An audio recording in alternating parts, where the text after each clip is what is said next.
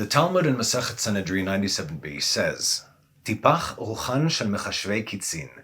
May the Spirit leave those who calculate the time of the end. So let's do it.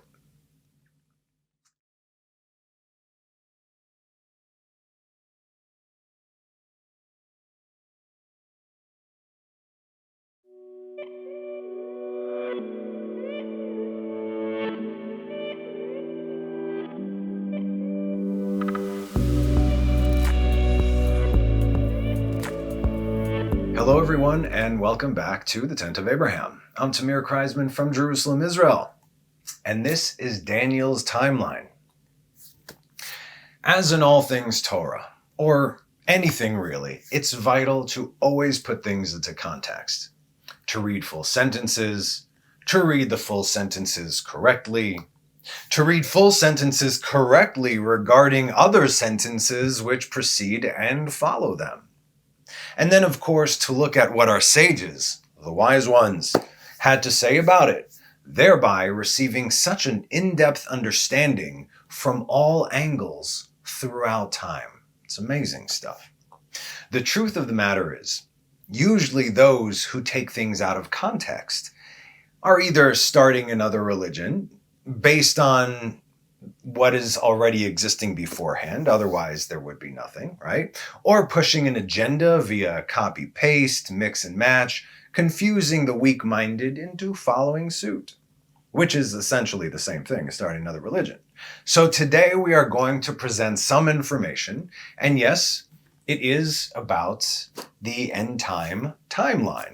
However, before people start losing their minds, which they tend to do, let's read the section from the Talmud, which I just mentioned, in context, and you'll see there is nothing to fear. From Masechet Sanhedrin 97a at the bottom, and then we're going to go into B.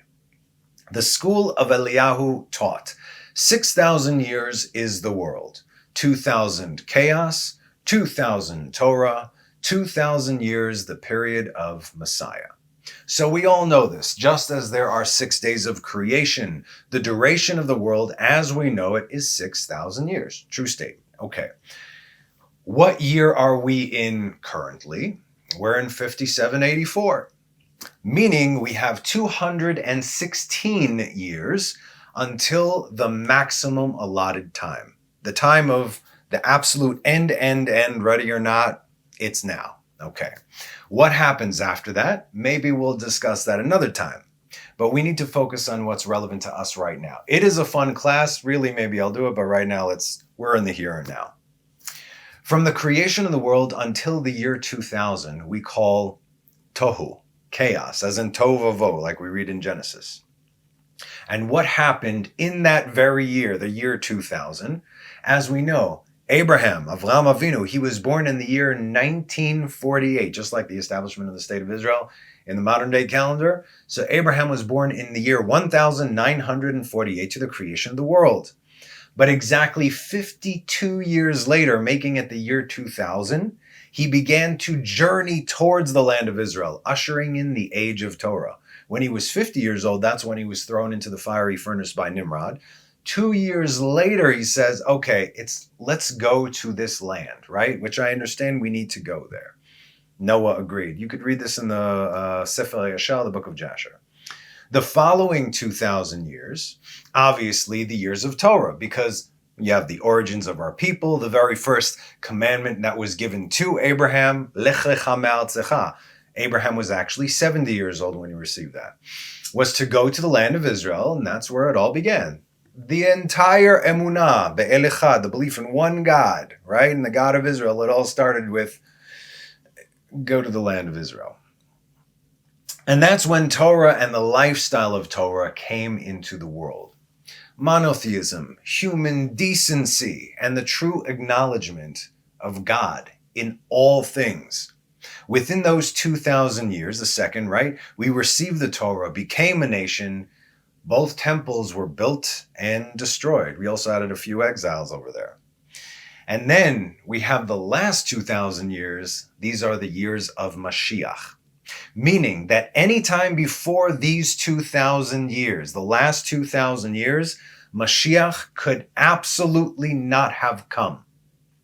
It was not the time. There were Messianic figures, of course. Hezekiah was one of them. He could have been the Mashiach ben David of his generation, but it wasn't the time, so there's no way that it could have happened, but he was that candidate, right? The world was simply not ready, and it doesn't coincide with what we read from the 6 days of creation. If you read what our sages say in various different sources, we can roughly understand where we are on the 6th day and what the hour is based on the story of Adam. On the first hour he this, and the second hour he that, and so on and so forth, right, until the expulsion. And that, based on the hour of the day, that goes according to the 6th millennia, the one that we are currently in. In the year 4000 to the creation of the world, from that time on, that's the age of Mashiach. So for reference, the second temple was destroyed in the Hebrew year 3829, which is 70 of the common era. Okay? Again, 3829 to the creation of the world. So even the second temple was destroyed before the age of Mashiach actually entered into the world. So 171 years later, that is our year 4000. The world's the year 241 CE. Starting from that point, and not before, Mashiach can come. Let's continue from the Talmud. And here we will see the window period shrink, right? So we know any time over the course of 2,000 years. It didn't happen up until then, so we're looking at another 216 years. But again, it shrinks from both directions. Now, I'm going to go through the context quickly because it's not our focus. It's definitely going to enrich your understanding, so please. Elijah said to Rav Yehuda, brother of Rav Salah Hasidah, the world will exist no fewer than 85 Jubilee cycles, or 4,250 years. That's a Yovel, a Jubilee, which is 50 years, so 85 times 50 equals 4,250. So here Eliyahu is saying that within those 2,000 years, we can already take off the first 250 years, right? Meaning it's not going to happen before the year 4,250. We are already past that. We're in 5784, right? And during the final Jubilee, the son of David will come. Rav Yehuda said to Eliyahu, will the Messiah come during the beginning of the Jubilee or during its end? Elijah said to Rav Yehuda, I do not know. If he doesn't know, then who are we, right? But again, this was written 2,000 years ago, maybe even more. It was jotted down less than 2,000 years ago, but these conversations took place beforehand. Rav Yehuda asks, will this last Jubilee cycle end before the Messiah comes, or will it not yet end before his coming? Elijah said to him, I do not know.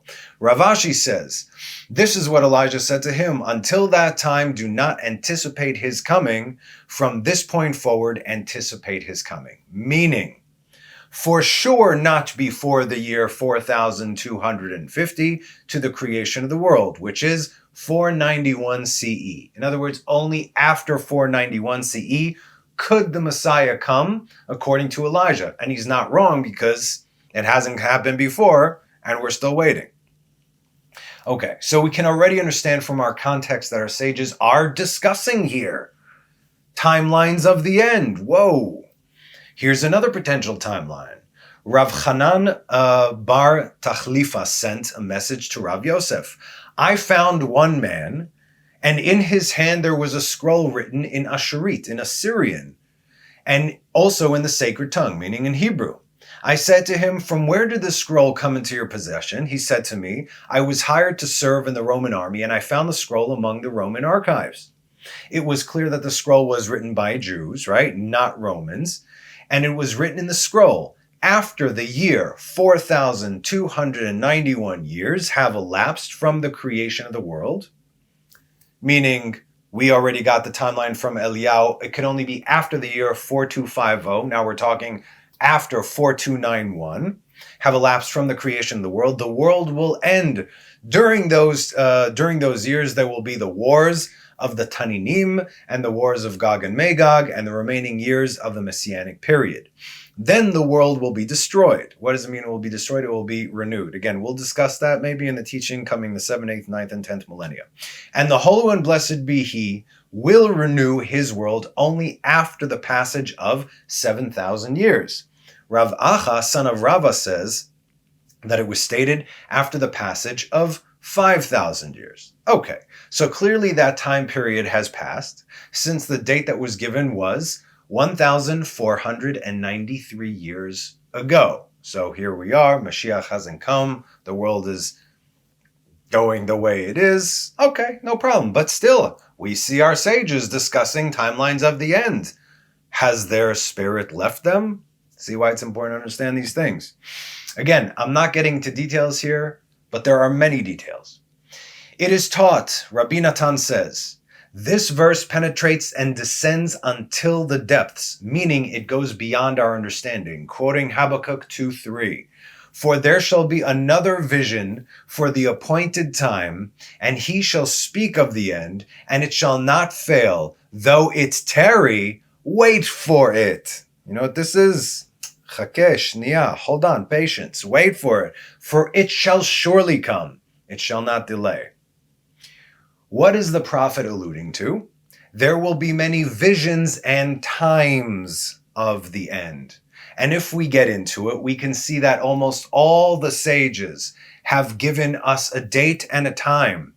And guess what? They all passed, except for one, which we will discuss. Well, 1.5, 2. It's a little complicated, but I'm going to simplify it for you, okay? Does this mean that the sages were wrong? Absolutely not.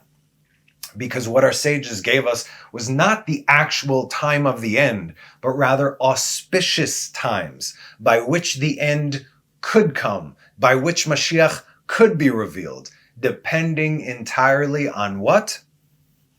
You and me, on our deeds, on how we are, on the rectification that we have done in this world.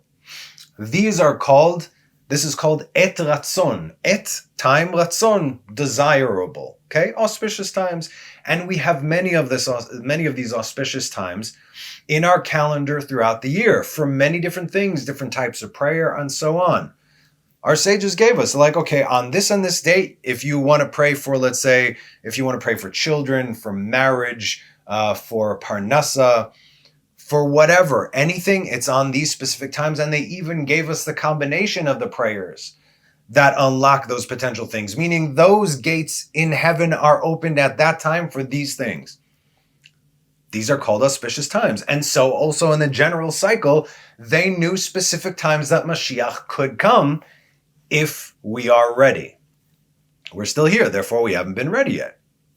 So they gave us windows. And since we're on Habakkuk 2:3, which is an end time prophecy, right? As they all are, I just want to show you from the very next verse, a classic example of something taken out of context primarily by those who do not follow God, but use the words of God as an excuse, not to mention they misquote the verse and misunderstand it. Habakkuk 2:4. Behold, it is puffed up, his soul is not upright with him, but the righteous shall live by his faith, right? V'tzadik be'emunato yichyeh. I cannot begin to tell you how many times the secular, liberal, Torah-hating left has misquoted this verse saying, and a man will live by his faith. Ish be'emunato yichyeh, meaning I'm going to live how I see fit, by whatever perversion of the truth I choose to live by, so says your Torah. Don't misquote my Torah to me and then live by a, come on. But most people misunderstand this verse even when they repeat it correctly. Long story short, read the entire chapter. You will understand that true faith is what makes a man righteous. And that faith is what will allow them to live when everything else is destroyed. Because we all know it's coming. And what did we discuss in the very first class of this series right here? From the words of Rabbi Shimon Bar Yochai, that we, the last generation, We are the generation of faith because that's all we're going to have left. We got nothing else. We can't say, I am totally worthy of receiving Mashiach. Nobody is. Nobody alive today, right now, at this state, is worthy of receiving Mashiach. Okay? Nobody. That's why it hasn't happened yet. But we are being prepared as we are being squeezed. So you understand? Tzaddik be'emunato yichyeh. The righteous, by his faith, will grant him life. That's the correct way to read these things. So we're continuing. Not in accordance with the opinion of our rabbis who interpret the verse for a time, times, and half a time. Daniel 7:25. This is from the Talmud we're reading. This, by the way, is also something that everyone gets wrong, especially Christians when they try and decipher this. How many videos have I watched of Christians? The end of Daniel's timeline. I got it. And they give dates. Oh boy, did they all pass. And yet these channels are still running. Okay, so this is how they try and decipher this, okay? Also because they read the English translation and not the Hebrew, which we know that that's completely missing. The word that is used as time is idan. What is idan? Idan means an age or an era, meaning there is a certain consistency within each period, but they are not equal times. It's not like, well, if one time is 1 year and 2 times is 2 years, so half a time. No, it is an era, 2 other separate eras that might not have anything to do with the time length of the first era, and also another half an era of what? There is nothing to compare this to. There is no consistency in these things. This still remains a mystery to everyone. Knock yourself out, okay? But they're not equal times, so there's no exact way to calculate it. We just have many opinions, which is fine, though that's not what we're going to be discussing in Daniel today. Which is why the Talmud says, we continue, the Messiah will not come in accordance with the opinion of our rabbis, who would interpret the verse for a time, times, and half a time. This is already written in the Talmud. In other words, if the rabbis couldn't do it, why are you wasting your time? And the Messiah will come not in accordance with the opinion of Rabbi Simlai, who would interpret the verse from Psalms 86:4. You have fed them bread and tears. You have given them to drink tears in large measure. Shalish, bedimot shalish, meaning 3 times as long as the Egyptian exile. Because the exile's already been longer than 3 times as long as the Egyptian exile. And the Messiah will come not in accordance with the opinion of Rabbi Akiva, who would interpret the verse, yet once it is a little while, and I will shake the heavens and the earth, from Haggai 2:6, meaning that the redemption was to happen right after the destruction of the second temple. He said, okay, here, the second temple is destroyed. Rabbi Akiva witnessed that. He lived till 120 years old. He witnessed the destruction of the second temple. Here we go. Redemption's coming right now. But that's not what we're talking about. He said, okay, redemption is starting right now.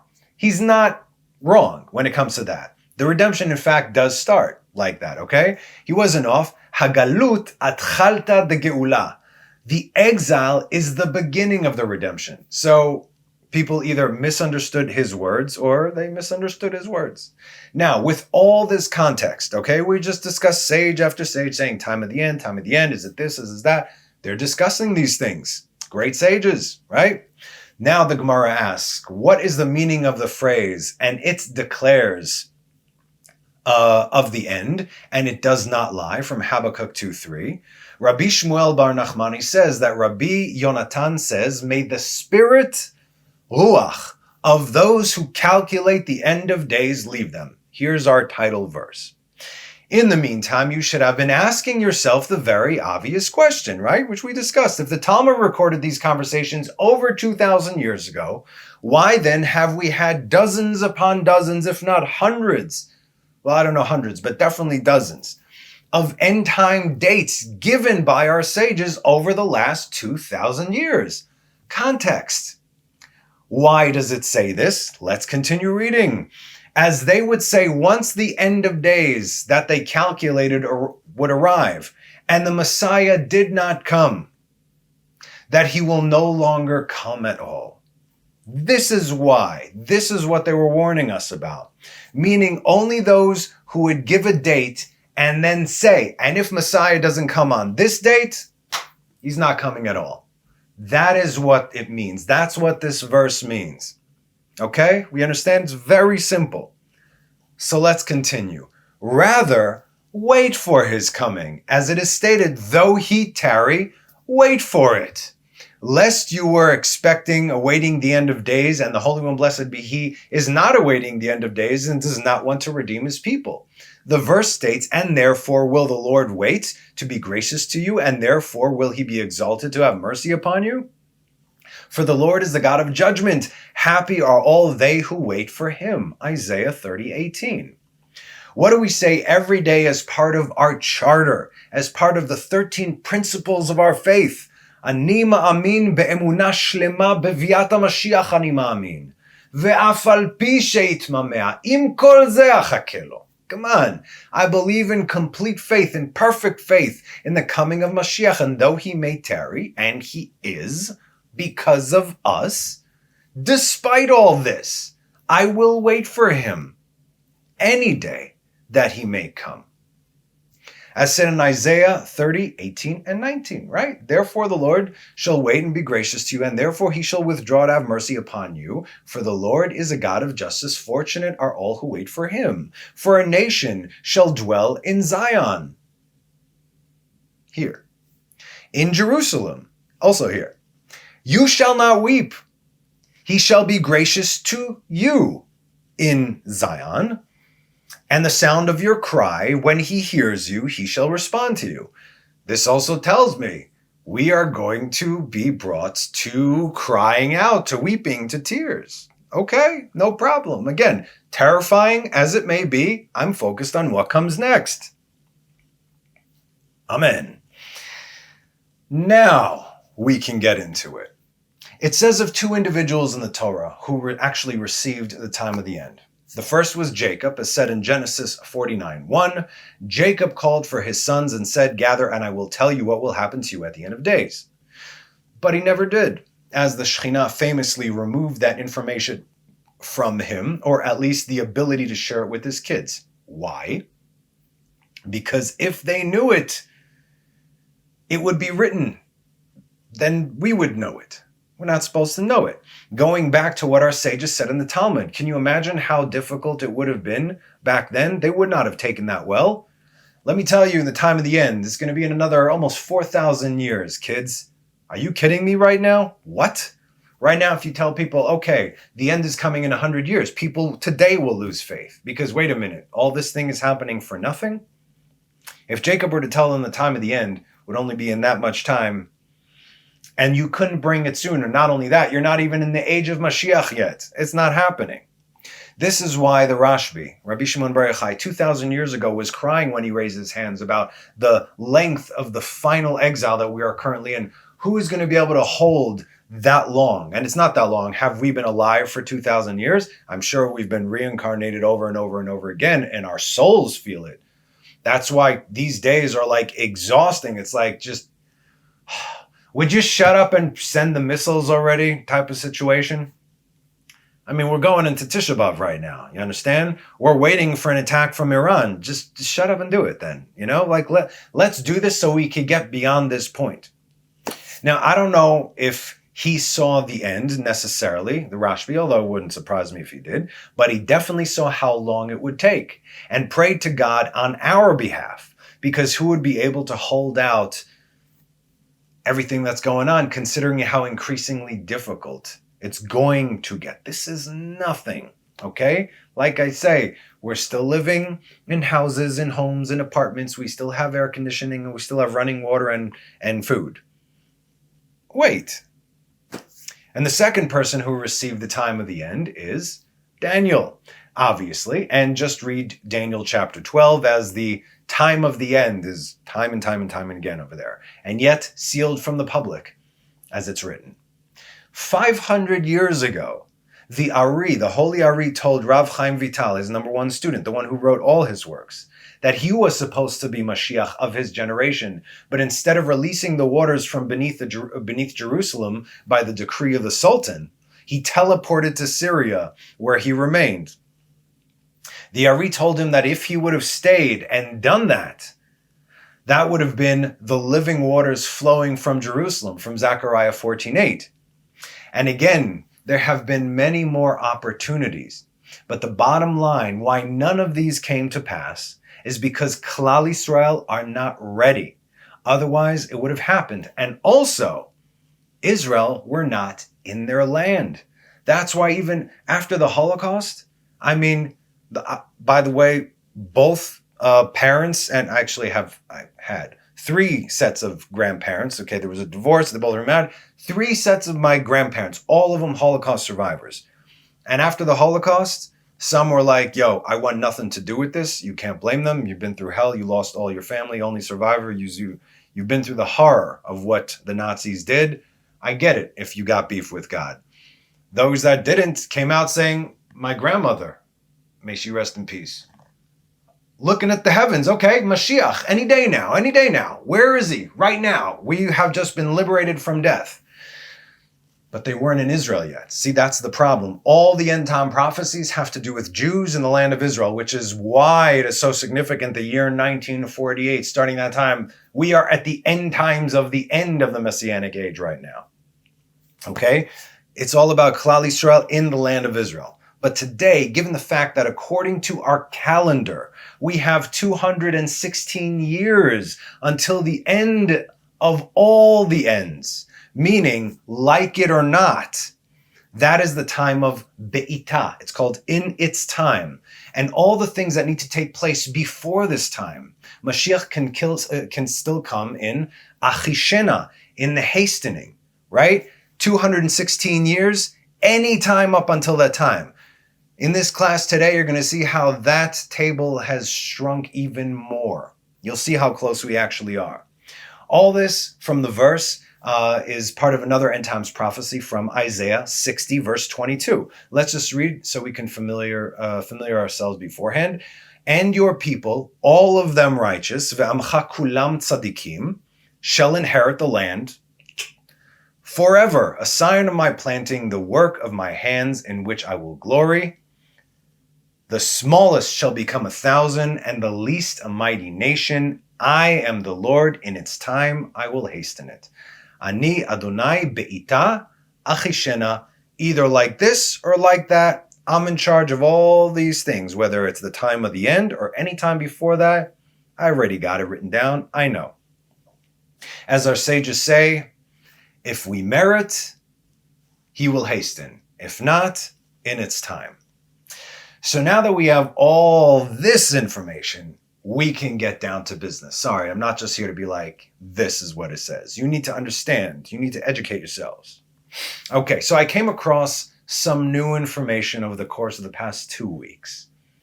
I was going to give another class, but this really, I needed to share this. And I believe it's worth sharing in hopes that it will light a fire under the butts, whoever it needs to. Okay?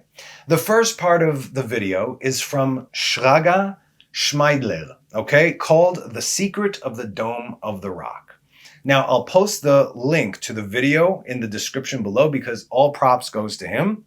But you should know the whole thing is in Hebrew. So if you're not fluent, you might enjoy the images, you might not know what's going on, but again, the whole thing is in Hebrew. I'm summing up the points here, but he brings reference points. In other words, these things where this person said this and this happened, he's not making these things up. They're all from Jewish writings, from Christian writings, and from Muslim writings, okay, from way back when. In other words, he's triangulating everything that's going on, and it is actually our enemies that confer this. So he begins by explaining that this entire Hamas and Arab war with Israel in general is all about al-Aqsa Mosque, calling it the flood of al-Aqsa. In fact, many of our soldiers who entered Gaza, they found posters of the Dome of the Rock, al-Aqsa, all over the place, in homes, in the streets, painted on the walls, everywhere. Even Hezbollah calls the war the way to Jerusalem. But what if I tell you that both Jews and Arabs have no idea who actually built the Dome of the Rock, the Golden Dome right there? What if I tell you that it was actually Jews who built it? Would you believe me? In the year 610, the largest Jewish epicenter is in Babylon, and its leader's name was Hushiel. The ruler at the time in Babylon was Chosro the second. And one day, these two were having a conversation, deciding to go to Israel, to Jerusalem, and fight the Byzantine Christians and expel them from Israel in order to build the third temple and return the offerings to their place. So the son of the head of the Jews, whose name was Nehemiah, so it's Nehemiah ben Chushiel, was in charge of, not Nehemiah from the Tanakh, Nehemiah ben Chushiel, was in charge of making the necessary preparations and to gather the troops on the Jewish side. He managed to gather 10,000 Jews to go and fight to liberate Jerusalem alongside the Babylonian army, and together they began to march. Before they entered the land, they reach out to the Jewish leader who is in the land of Israel, sharing their plans, and he decided to join them in the fight. So he gathered an additional 12,000 Jewish troops from Israel to fight the Byzantine Christians. That's 22,000 Jews. And this is also no coincidence. Just an FYI, each man from Israel received 22,000 angels at Mount Sinai, right? The root is the 22 letters of the Hebrew alphabet, which the Torah is written according to them, meaning it is the blueprint of all things. In the year 614, they laid a 20-day siege in Jerusalem, in which time they found a breach in the wall, so they executed the plan, entered the city, liberated it from the Byzantines, and expelled them from the Holy Land. King Chosro was faithful to his word and granted Jerusalem to the Jews, and so they immediately began construction on what would be the third temple. They started with the altar and began to give offerings, and then they would start to lay the foundations for the building itself. And so that's really as far as they got. They laid the foundations, built a small structure, the foundations of what we see today. Again, we're talking about beneath the ground, not what you see on top. Why is this? Why they stop? Because King Chosro then reneged on his agreement. And this shows us, of course, it was not yet time for Mashiach to come. Why did he renege? Because he, a Muslim, after all, cannot see the Jewish empire rise. He knows what that means for him, according to our writings. So the Jews remained in the land, but a temple was not allowed to be built.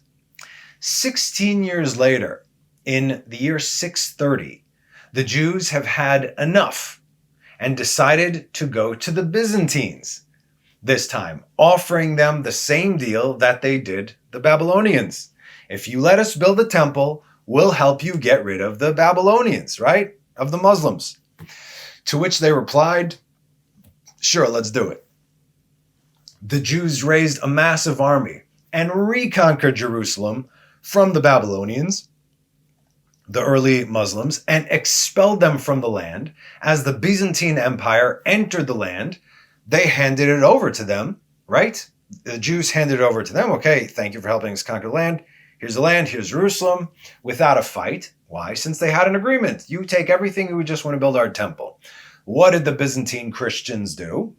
They had a victory parade in the streets of Jerusalem, reneged on the deal with the Jews, and killed them all. Then they proceeded to do what they do and built their church on top of the foundations which we began to build our temple on. And they placed an idol in the place where the Holy of Holies would have been. Take a guess as to the image of who. The Christian church stood there for no more than 8 years until the year 638, when the Jews now contacted the new Arab ruler, Omar el-Khatif. Omar liked the Jews. In fact, he was related to the head of the Jews in Babylon, Rabbi Bustanai. How?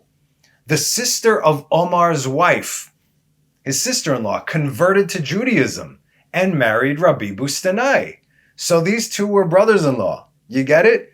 The sister of the queen converted to Judaism, and she was married to the head of the Jews in Babylon. And so these two brother-in-laws, they were tight. And so the Jewish army and the Muslim army went to war again against the Christians to liberate Israel and Jerusalem so they could conclude the building of the third temple. The Muslim king decreed that the hall of the temple was for the Jews alone and gave gold and silver for the undertaking. The Muslims themselves called this place, are you ready? Beit el-Maqdas, Beit HaMikdash, the temple.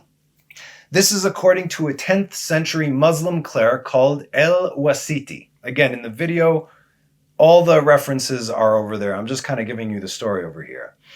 And so in the year 691, the Muslim ruler of Jerusalem built the Dome of the Rock for the Jews as a third temple, where they lit the menorah and gave offerings upon the altar.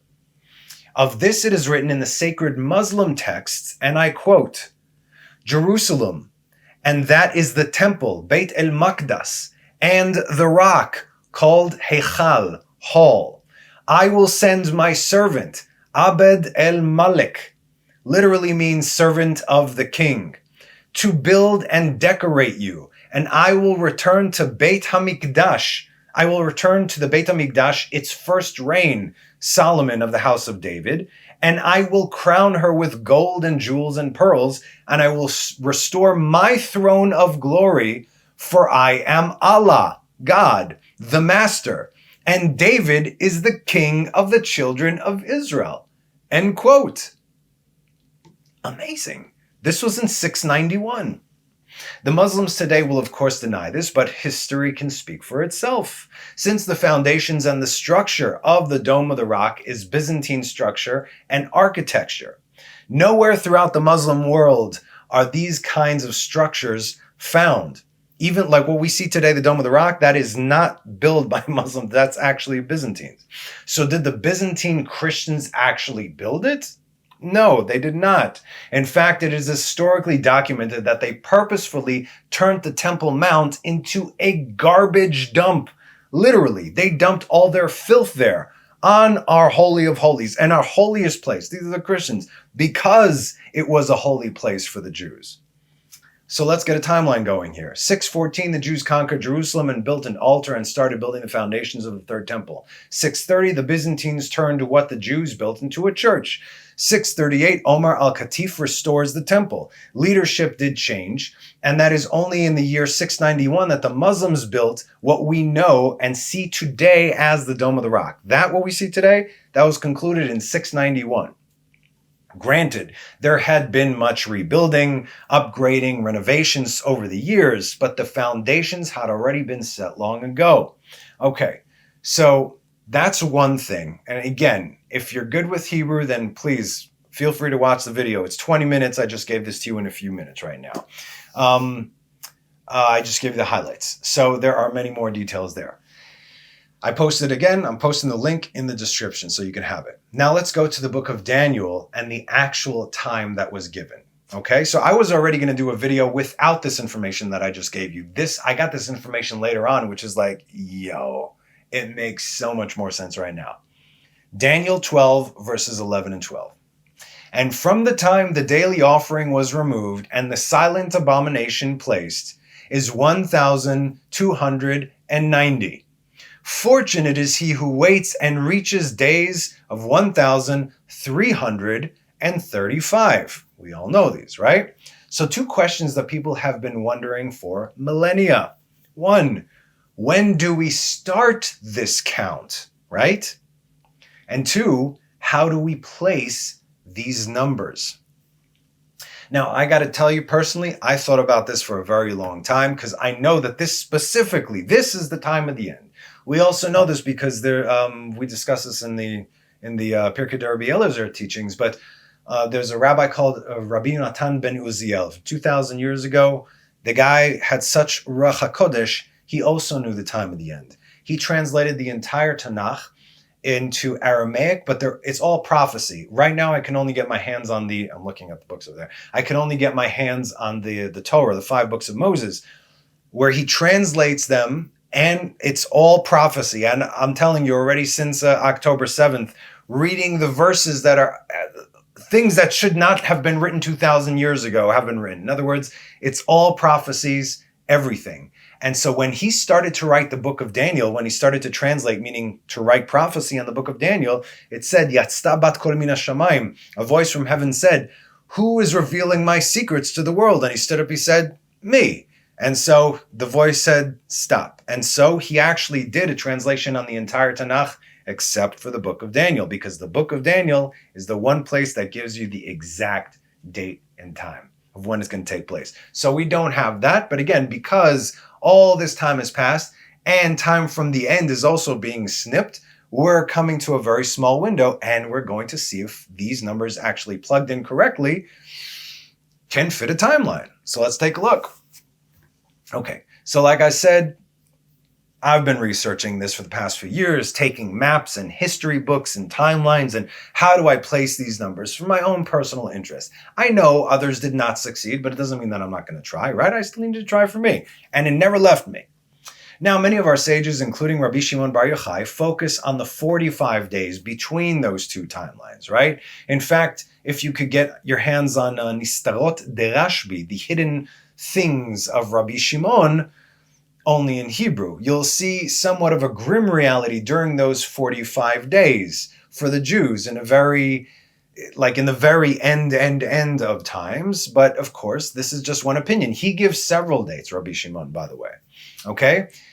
Now, as we know, 45, ma, is the numerical value of Adam. Adam is also 45 and has significant meaning in the Sod, in the secrets of the Torah, as well as also the word mi, which is 50, symbolizing Binah, supernal understanding. That's why when we see verses, especially in the writings of ma and mi, we understand better who it is referring to. So these are riddled throughout Song of Songs, which Rabbi Akiva called Kodesh HaKodashim. Mata'iru u'mata'u ta'ava, when should you arise, that love? In other words, when would be the right time? Ma, mi, 45. Okay, so this number has meaning.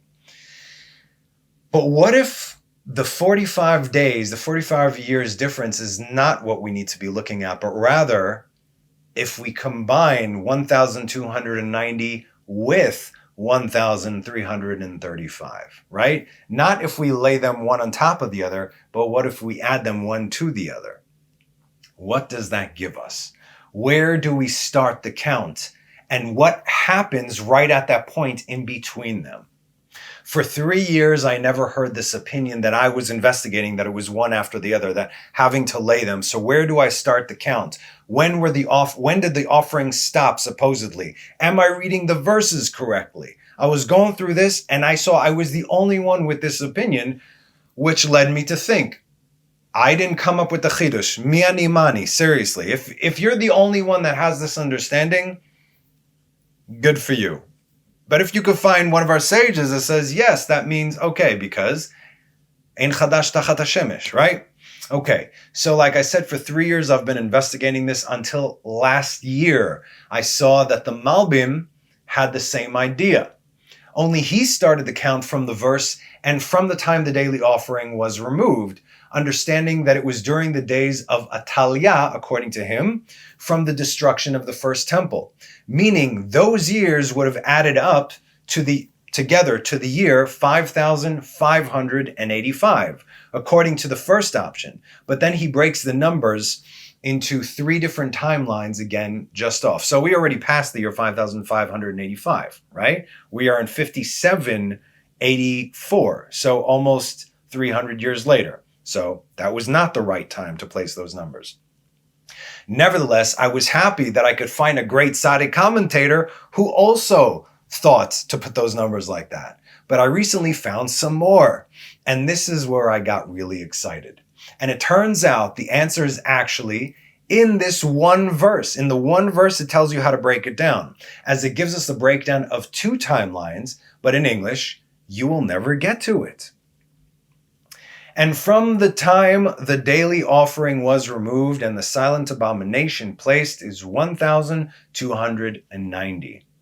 This math and combinations come from Rabbi Israel Barda. He also gave a class on this, and he brings Rav Saadia Gaon from 1,200 years ago, who gave a middle point. Again, I have more information than what he's giving right now because I gave you guys the later information of that video of Temple Mount that I just shared with you. So this is the most information that I found on this together. I'm simply presenting this to you, okay? And he brings the understanding of, like we said, Rav Saadia Gaon, who lived where? In Baghdad in the years 882 to 942, almost 1200 years ago, and very much alive during the back and forth of what we discussed earlier regarding Temple Mount. And he answers the question that is Shikutz Shomem. What is Shikutz Shomem, which is mistakenly translated as silent abomination, or as the Christians say, the abomination that causes desolation? He says, this is the monument to the house of Muhammad that the Ishmaelite army erected upon the temple of God, and it will be there until the end of the vision, meaning the end times, the end vision of Daniel, meaning until the time of the end, the time of redemption. And he obviously is referring to the Dome of the Rock. Are you getting excited? I know what's coming and I'm getting excited. Now, we have all the first information as to who actually built the foundations of the Dome of the Rock, and that was the Jews. And if you even Google it yourselves, Google right now, you will see when was al-aqsa officially built. You'll see the year 691. The word shikutz, okay, shikutz shomem, is mistranslated as abomination in this verse. And again, it's also mistranslated in a lot of Hebrew texts, Hebrew texts, and a lot of Jewish, like legitimate Jewish translations. But it was likely taken from the book of Leviticus. I get it because of how the word is, we'll get into it. From the book of Leviticus regarding what is kosher and unkosher, holy, pure, impure. Vayikra chapter 11 repeats this word. We're going to read 11 and 12. V'sheketz yelachem. Remember, the word is shikutz. V'sheketz yulachem ibsarchem lo tochlu et nivlatam teshakatzu. Kol asher ein lo snapir v'kaskeset b'mayim sheketz hu lachem. And it goes throughout the book, right? And they shall be an abomination. V'sheketz, abomination. You shall not eat their flesh, and their dead bodies you shall hold in abomination. Teshaktzu. Any creature that does not have fins and scales in the water is an abomination for you. Sheketz hu lachem. So it's understandable how you could read shikutz and say, okay, it's an abomination. Teshaktzu, sheketz, shikutz, okay? It's all the same root, and it's easy to mistranslate. But given the information that I got, I'm like, wait a minute, we got to break this word down even. But the word also has another word within it, and that is ketz, end, endpoint, stoppage. That's what ketz means. In fact, read how many times the word is mentioned in Daniel chapter 12. Et haketz, the time of the end, right? Ketz, ketz, ketz. It's all over the place there in plain form, and also in different variations. And every last one of them is not about abominations, but rather it is about an end point. Now, we can read the verse like this. Ume'et husar atamid velatet shikut shomem. But we want to focus on me'et husar atamid. That is one part. From the time the tamid offering was husar. Lehasir is to lift. Not stop, but to lift. Velatet. What is latet? When you give, when you place. You understand? You could say yes to give, but latet is to place. Removing offering, placing something else on it. Shikutz. What do we say from the time ketz, the end, the stoppage, the blockage that would keep the offerings from being given? What is shomem? Will be desolate as a result of what was removed and what was placed on it. Meaning what was placed on what was removed will remain until the time of the end, and we can still see it there right now. According to halacha, a Jew is never allowed to enter into a church because it's straight up a house of idolatry. A Jew cannot enter into a church. But a Jew absolutely may enter into a mosque because they, like we, have one God. They pray to Allah. We also pray to Allah. Allah is God, right? Allahu Akbar, God is great. Boom. Okay, you get the idea. It was only the Byzantine Christians who placed their idol in there, but the Muslims have no such thing. They removed it. And afterwards, the Jews came back, and the Jews, what? They still continue with the Tamid, with the offerings.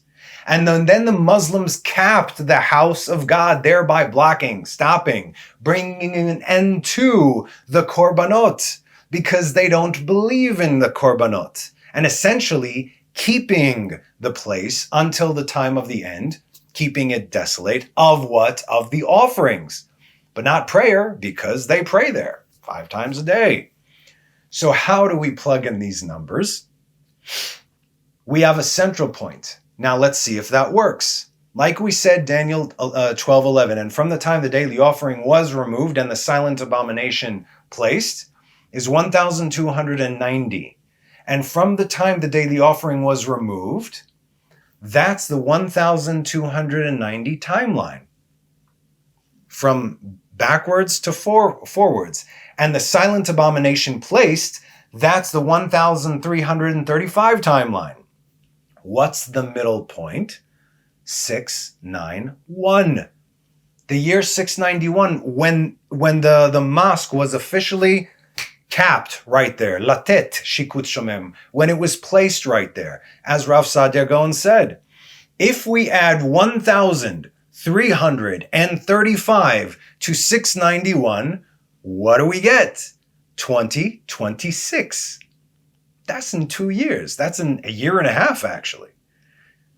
2 short years from now, okay, according to the Hebrew calendar. But yeah, that's it. And if we go back 1,290 years from that same point, from 691, what do we get? We get the exile of Yehoiachin in the same year, 599 BCE. Now, there's a question of exactly when it took place, okay? We're speaking of a matter of like a 2-year window period. Some say 597, 599. It's all within that same timeline over there. Because at that point in time, Judah was no longer ruled by its king. And Yehoiachin, what was so significant about him? He ruled for 3 months. He removed his crown and he bowed before Nebuchadnezzar. So even though the temple still stood, the moment that the king, it's like you play chess, the king is gone, game's over. That's when everything ended. So like we said, what was so significant about this exile? This is the time that the exile is recognized, right? Because the Babylonian exile took place over different stages, which is why all the kings from Nebuchadnezzar until Cyrus, but not including, they always miscalculated it. Was it from the time that they took the elders? Was it the time that they broke the walls? Was it the time that they destroyed the temple? When was the actual calculation? And they all miscalculated it. But we have it written in our plain text. We can see this time it's mentioned in 2 very significant books regarding the 2 very significant individuals of the exile. The first is Ezekiel chapter 1. Excuse me. Verse 1 and 2. Now it came to pass in the 30th year, in the 4th month of the 5th day of the month, as I was in the midst of the exile by the river Kavar, the heavens opened up and I saw visions of God. On the 5th of the month, that is the 5th year of King Yehoiachin's exile, before he's about to receive the Holy Merkavah, right? The word of the Lord was revealed to Ezekiel, son of Buzi, the priest, in the land of the Chaldeans by the river Kvar, and the hand of the Lord came upon him there. So we see, okay, we are counting the exile of Yehoiachin. And the second, and perhaps even more telling, is from the book of Esther, chapter 2. The book of Esther takes place also between the Babylonian exile and then the return. We didn't build the second temple right away. We went there and it took 18 years. We had to go back. We'll talk about that also in upcoming classes. Don't you worry. Book of Esther chapter 2. There was a Jewish man, Ish Yehudi. There was a Jew in Shushan, the capital, whose name was Mordechai, the son of Yair, the son of Shimi, the son of Kish, a Benjaminite. Why are we called Jews? Why is he called a Jew even though he's clearly a Benjaminite? Because we were all taken from Judea. Many tribes were taken from Judea, primarily Judah and Benjamin, right? That's why we have the 10 lost tribes, but many of those exiles, they fled and they are refugees and they fled down to Judah for protection. So that's why today we don't know which tribe we are from, but we are called Jews because Judea, that's it. That's why we're called Jews. And it's even recognized back then and from the book of Esther. Though he was a Benjaminite, Ish Yehudi, a Jewish man, okay? Who had been exiled from Jerusalem with the exile that was exiled with Yehoiachin, king of Judah. Here it says Jechoniah. Jechoniah is Yehoiachin. It's like Hezekiah and Hiskiyahu, right? It's the same thing, it's the same timeline, it's the same king. King of Judah, which Nebuchadnezzar, king of Babylon, had exiled. There's your timeline. So the year we're eyeing right now, people, is 2026. And here's something else to add to that. In the Zohar, Parshat Toldot, it is written that the first resurrection of the dead will take place 214 years before the time of the end. When is the time of the end? 216 years from now. What is 214 years from the time of the end? What does it make it? 2026. What resurrection is this going to be? This is not the general resurrection. This is the resurrection of the seven Ushpizin, the patriarchs from Hebron, Avraham, Yitzchak, Yaakov, Moses and Aaron from across the Jordan, Joseph from Shechem, and David from Jerusalem. And these seven are going to confirm the identity of King Mashiach. Timelines are falling into place right now. They're so close. The second resurrection of those who had lived a righteous life, the tzaddikim, is going to take 4 years after the first, making it in the year 2030. Okay, that's all the righteous over the generations. 4 years after the first resurrection, they're going to rise, 2030. And the third and final resurrection will take place 40 years before the time of the end, 40 years before the year 6000 for everyone else, because 40 years is the time it takes to purify, as we saw in the wilderness, okay? You have to live for 40 years with the Beit HaMikdash and all this stuff to be able to do everything perfectly, to do the complete Tikkun Olam. Interestingly enough, the Rashbi also says that listen, this is fascinating, that the final 70 years of Israel, which will be ruled by the Arav Rav, will be at the end of Galut Edom, which we are currently in. Galut Edom, that's supposedly the last 2,000 years. Within the end of Galut Edom, there are two other small Galuyot. Galut Ishmael, our, loving Muslim neighbors, and Galut of the Arav Rav. So when he says the last 70 years, 70 means from the year 70 to 79, within the 70s, okay? As hinted by Moses in Psalms 90:10. The days of our years because of them are 70 years, and if with gvurot, judgments, 80 years, okay? But with their pride is toil and pain, for it passes quickly and we fly away. How old is the modern Zionist state of Israel? 76. In 2 years, it's going to be 78, meaning it's still in the 70s. All these things happen to be falling and converging right now. And how do we know that we are currently living under Arav Rav rule? It's very simple. Because Israel today does not go by the laws of Torah. When do we cease to be living by the Arav Rav rule? When there's a temple over there, and we all live according to the laws of Torah. Israel today do not live by the laws of Torah, which we are commanded to live by, but rather by the laws of the nations, right? And even our lawmakers don't hold by that ideal, neither do the rest of the nations, so everything is corrupt, right? This is, if the Noahides cannot live by the 7 Noahide laws, which one of them is to establish a court system, meaning you need honest judgment and justice. So everybody's got a court system, but if they're not honest, the whole thing is corrupt. So we are living as the nations. That's why the nations are going, and the modern day rule of Israel, which is the Arav Rav, also has to go. Again, Argue with me all you want. If you do not live by a Torah law, and these are the rules coming from above, it's very simple. This is not according to Torah law, okay? Very simple. In other words, these 70 years. So we got a couple more years for this. Yet this is another reason why everything is going to crash, and that's what we are likely going to be discussing maybe in next class.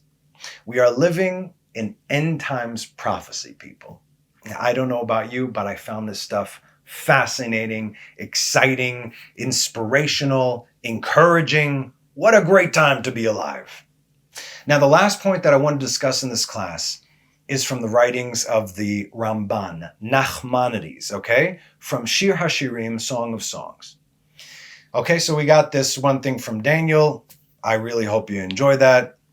Take it to heart. See how it speaks to you. So this entire book, like we said, Shir HaShirim, Song of Songs, is deep prophecy and understanding of the relationship between God and his beloved Israel, exactly how the things will take place. Again, I don't have enough time right now to start going into that and breaking that down for you. There's just too much, but you can almost see it in the plain text. My beloved is knocking on the door. He's knocking. And I'm like, I already got into bed. I already washed my feet. I already took off my robe. Now I got to get out of bed. I got to put my clothes on. And by the time I got to the door, my beloved was gone. God's like, hey, you coming to Israel? You coming to Israel? Coming to Israel? Coming to Israel? Oh no, the world is coming to an end. Maybe I'll come to Israel. Where's my beloved? He's gone. Because the wings of the eagles called El Al airplanes have already left. See what I'm saying? It's plain text. People just need to see it. Anyway. Like we said, entire book is deep prophecy and understanding the relationship between God and his beloved Israel as received by Solomon. Interestingly, that is his name is Solomon, Shlomo. Whenever we see the name Solomon, Shlomo, throughout the book, this refers to God as Hamelech Shehashalom Lo, the king who is peace, who has peace, that the peace is his. So let's start with Song of Songs, 8:11, because we have another date over here, of the time of the actual end. Solomon had a vineyard in Baal Hamon. He gave the vineyard to the keepers. Each one brought for the fruit thereof 1,000 pieces of silver. The Ramban says. This is the only date, by the way, that was actually like a time that was given. The other one was given from a certain date forward. This one is a time of the end. And again, these are two different things. The one we discussed with Daniel, that's achishena, hastening. The one we're discussing now is the actual time of the end, okay? Thereby closing our window even more, okay? Kerem hayali Shlomo, Solomon had a vineyard.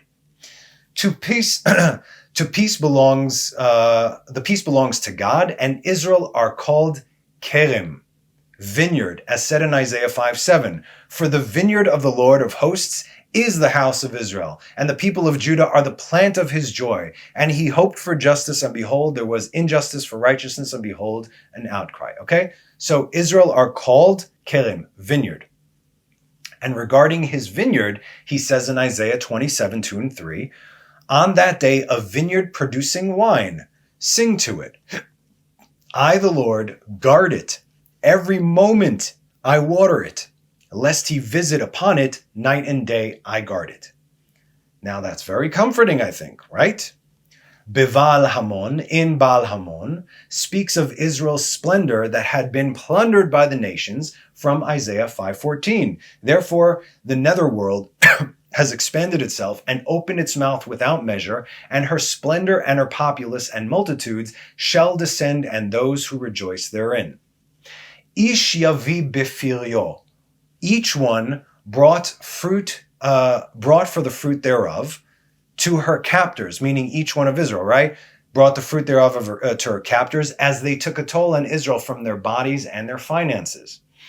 Elif kasif, 1,000 pieces of silver, referring to the last 1,000 years in which Mashiach must come, right? As discussed, the last 2,000 years are in fact the years of Mashiach, but we already know, not only because we're rapidly approaching the end of the 6,000 years, but the connection between Adam and Mashiach. Mashiach does the final correction for Adam. Adam was created on the 6th day. Therefore, the redemption must take place in the 6,000th year. A day, 1,000 years, which we are currently in, towards the end even. Now, let's go to verse 12 from Song of Songs. My vineyard, which is mine, is before me. You, O Solomon, meaning God, HaMelech Shalom Lo, shall have 1,000, and those who watch its fruit, 200. Listen.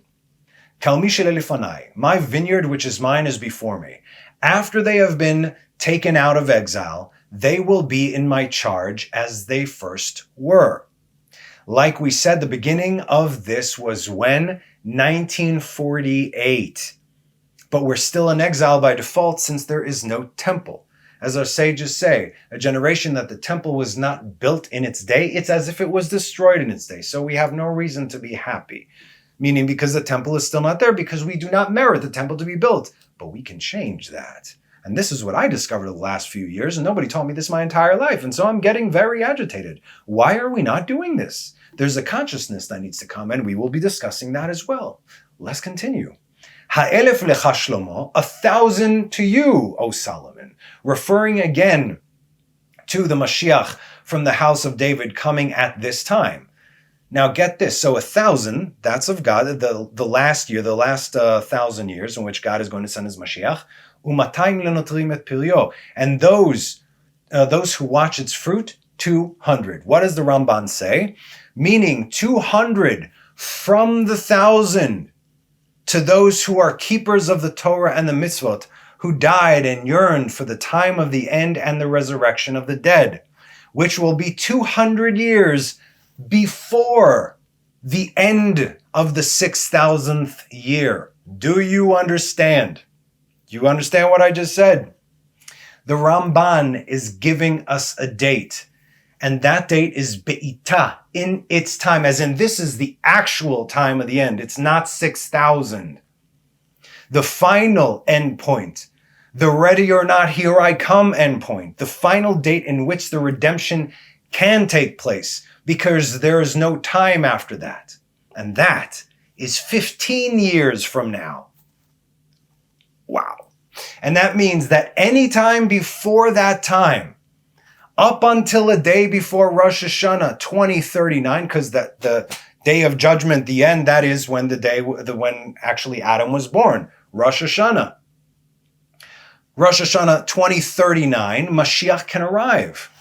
Up until then, within 200 years later, the resurrection of the dead, exactly the year 6,000. So in other words, he's saying that anytime up until 15 years from now and 200 years afterwards, that's when the resurrection of the dead is going to take place. Now, do you know how many things need to take place beforehand? Before these 15 years are up, assuming, and again, 15 years is the time of the end, not the time that can be hastened, which is now any point until that time. Don't forget the first half of our class, what we were talking about, and those dates. We need both Mashiach ben Yosef and Mashiach ben David to arrive and to perform their individual tasks. I'm reading all these things. None of this is in order, but all these things need to take place. We need the building of the third temple here and to ascend from the heavens, where every single man from Israel must give a korban so we can fulfill the commandments of the Torah at least one time. We said Nasa v'nishma to all the 613. We haven't done 613 in our lifetime. It's impossible because we don't have a temple. If you're not in Israel, forget about it. We need all the fake Jews to be expelled from Israel because they are the Arav. And we need all the real Jews and the lost 10 tribes to recognize who they are and to come to the land of Israel. We need the remaining nations of Esav and Ishmael to fight it out over Israel. We need the remainder of those two to then join forces and bring everyone that's left to Israel to try and destroy Mashiach and the chosen people. This is Gog and Magog. All these things they're going to develop into World War III. After that, you're going to have Gog and Magog, right? Then we need afterwards to purify the land from the dead and melt down all the weapons of war and so on and so forth. So many things have to take place. And then in the end, and the Lord shall become king over all the earth. On that day shall the Lord be one and his name one. No question who's what, who's that, my truth, your truth, one truth, emet, one name, God. So all these things still need to take place, and our window just shrank even more, you see. And it can happen rapidly over the course of a year, Or if we're less fortunate, it could drag on for a few more years. Remember the Vilna Gaon almost 300 years ago. He said that the final war would take place. It would take between 7 and 12 minutes. Also, the Chafetz Chaim, before World War One, he was talking about 3 world wars. He said the first one is going to be catastrophic. The second one is going to make the first one seem like it was a kindergarten. And the third world war is going to make the second world war seem like it's nothing at all. Whoa. And he said, and that one is what's going to take place between 7 and 12 minutes. And so we know it's a war of buttons right now. This whole garbage, you fire a thing on me, I fire a thing. That's not war.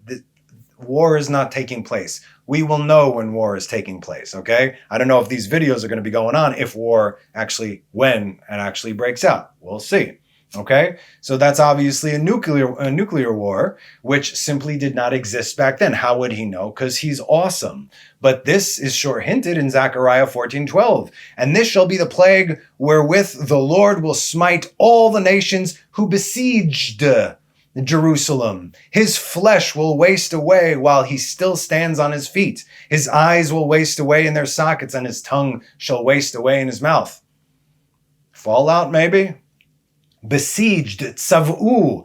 This is the past tense. That's anyone who came against Israel throughout history. This is what will happen to them. Now, I don't usually share specific dates or timelines. I mean, I haven't, right? I do with my friends and family and close groups and everything. I know things. We all know things. I know some things too, okay? But I share them with certain individuals. Don't share them in a public setting because these are not prophecies. These are potential outcomes that we have from very interesting channels. And because they come from different channels from both, shall we say, spiritual downloads, math, science, and of course our writings, everything converges, and then we get a triangulated position over there. It's like, yo, we're in it. So what I'm trying to tell you is that those prophecies, the earlier ones that I just read to you, not far off at all. We are living in it, people, okay? Potential outcomes, we could call them. These are forecasts. Oh, the clouds are coming. Chance of rain.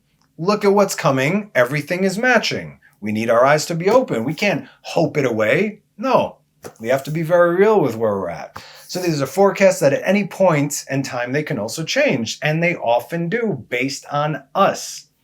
The reason I'm sharing this with you now is because this was something that I was looking into personally, and given the closeness of the date and the rapidly escalating and deteriorating state of all things in this world, I figured it was worth a share. Okay? And yet, still, if it brings more Jews home, then as we say, Dayenu. Nevertheless, I am stating this again. Should these dates pass, and Mashiach has not yet come, nevertheless, I shall still wait for him. Any day he chooses to come, though he may tarry. Okay? Ani ma'amin be'emunah shlema b'viat HaMashiach, ani ma'amin ve'af al pi she'itmamea. Im kol ze achake lo bechol yom sheyavo. That is my charter as a Jew. This is my declaration. That being said, look at the world today. You don't need to read prophecy. Look at the world today. It is crazier than what it was 20 years ago, 10 years ago, 2 years ago, 6 months ago, last week. Rapidly changing. The world that your children are growing up in right now is not where we grew up. Different worlds entirely, completely. This world is on its head. How much time do you think we have left?